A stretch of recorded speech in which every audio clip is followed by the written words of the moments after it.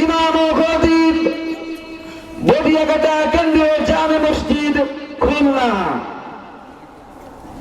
হযরতকে তার মূল্যবান তাকবীর পেশ করার জন্য সবিনয় অনুরোধ করছি।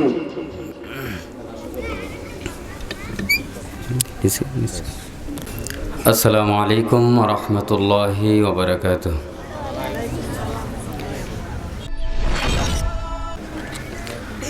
অধ্যকার আলহাজ ফরিদউদ্দিন ইসলামিয়া মাদ্রাসা ও যুব কল্যাণের উদ্যোগে 2 দিনব্যাপী তাফসিরুল কোরআন মাহফিলের আজকের সমাপনী এবং দ্বিতীয় রজনী রিসার্চ ফাউন্ডেশন, ঢাকা।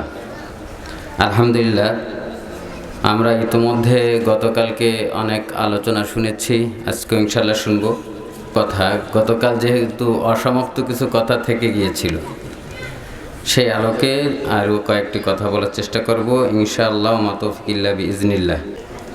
আমরা গতকালকে কিছু কথা বলেছিলাম, সেটা কোরআন শিক্ষার গুরুত্ব এবং আমাদের মধ্যে একটা ইউনিটি দরকার, একতা দরকার।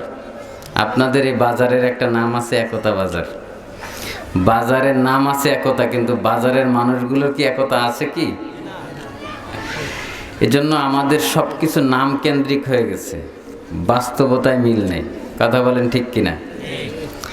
এটা বাস্তবতায় রূপ নিতে হবে। কারণ হচ্ছে আমাদের বড় পরিচয়, আমরা হচ্ছে মুসলিম।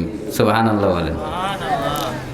এই মুসলমানদের পরিচয় পাওয়ার পরে ঝাঁকে ঝাঁকে, দলে দলে মুসলমানের সভ্যতা সংস্কৃতি দেখে ইসলামের সুচিতল ছায়াতলে আশ্রয় গ্রহণ করেছে। সুবহানাল্লাহ, আলহামদুলিল্লাহ। কিন্তু এখন আমরাই আমাদের চরিত্র দেখলে অন্য ইহুদি নাসারারা হাসে, এই নাকি মুসলমান। কথা বলেন ঠিক কিনা? এর জন্য আমাদের চরিত্রকে সংশোধন করতে হবে। শুক্রবার 16 ডিসেম্বর গেছে, বিজয় দিবস। দেশ বিজয় হয়েছে, স্বাধীনতা অর্জন করেছে। প্রকৃত স্বাধীনতা হয়েছে কিনা সেটাও চিন্তার বিষয়। এখনো মানুষ কর্তৃক মানুষ নির্যাতিত, নিষ্পেষিত। তাইলে মূল স্বাধীনতা আমরা এখনো পায়ে বসিনি। কথা বলেন ঠিক কিনা? এজন্য মানুষের দ্বারা মানুষ নির্যাতিত হবে, এটা মুসলমানের ধর্ম হতে পারে না। এজন্য আল্লাহ তাআলা আমাদেরকে সঠিক মানুষ রূপে, যদি আমাদের সঠিক চরিত্র ঠিক করতে হয়, তাহলে এই কোরআনের কাছে ফিরে আসতে হবে। কথা বলেন ঠিক কিনা? গতকালকের সর্বশেষ যে কথা আমরা বলেছিলাম, আমরা ছিলাম জান্নাতে, ওটা আমাদের বাড়ি। আপনাকে যদি প্রশ্ন করা হয় তোমার বাড়ি কোথায়, তা আপনি যদি বলতে না পারেন, তার লোকে আপনার বুদ্ধিমান বলবে না ব্যাককল বলবে যে বাড়ি চেনে না। তো মুসলমানদের বাড়ি আছে, সেটা হচ্ছে কোথায়? জান্নাতে। ওটা আমাদের লিখে দেওয়া। এই পৃথিবীতে যত আদম সন্তান আসবে, যত মানব জাতি আসবে, সবার জন্যই একটা করে জান্নাতে বাড়ি বরাদ্দ। সুবহানাল্লাহ। এটা মুসলিম কি অমুসলিম কি কারোর জন্য না, সবার জন্য। এবার ব্যাপার হচ্ছে কেউ এই বাড়িটা পাবে, কেউ পাবে না। কিন্তু আল্লাহ কারোর সাথে বৈষম্যতা করেন নি, সবার জন্যই। কারণ সবারই বাড়ি ছিল ওখানে, সঙ্গত কারণে পৃথিবীতে চলে এসেছে। প্রত্যেক মানুষ, প্রত্যেক বাচ্চা তার ফিতরাতের পরে জন্মগ্রহণ করে, সবাই মুসলমান হয়ে জন্মগ্রহণ করে। কিন্তু তার পরিবেশ, তার পিতামাতা, তার কালচার তাকে বিভিন্ন ধর্ম, বিভিন্ন জাতি গোষ্ঠীতে রূপান্তর করে দেয়। এজন্য আল্লাহ দোষ দিলে তো কাজ না। আল্লাহ আমার ঘরে পাঠাইলো কেন? আল্লাহ প্রত্যেককে একটা আকল দিয়েছে, বিবেক দিয়েছে।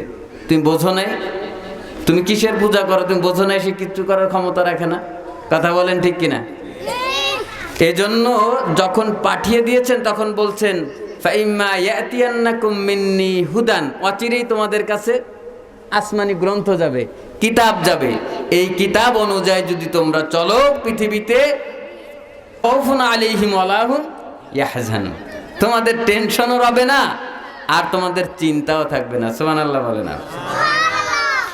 قُلْنَا اهْبِطُوا مِنْهَا جَمِيعًا فَإِمَّا يَأْتِيَنَّكُم مِّنِّي هُدًى فَمَن تَبِعَ هُدَايَ فَلَا خَوْفٌ عَلَيْهِمْ وَلَا هُمْ يَحْزَنُونَ। আচ্ছা দেখেন তো, এই শহর, এই গ্রাম, এটা হচ্ছে আলেম ওলামার দেশ, ভালো বুঝবেন। কুল নাহবিতু, এখানে বহুবচন ব্যবহার করা হয়েছে। আচ্ছা, ইংরেজিতে সিঙ্গুলার প্লুরাল হয়, এক বচন বহু বচন, দ্বিবচন নাই। সংক্ষিপ্ততা ভাষার, আরবি ভাষায় কোনো মানে শব্দের সংকীর্ণতা নেই, কমতি নেই।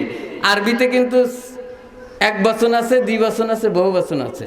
তাহলে জান্নাতে আমাদের বাবাও ছিলেন, মাও ছিলেন, তাই না? আদম আলাইহিস সালাম, মা হাওয়া ছিলেন না? তাহলে দুইজন ছিলেন, তাহলে তো কুল না। আলহামদুলিল্লাহ, যেটা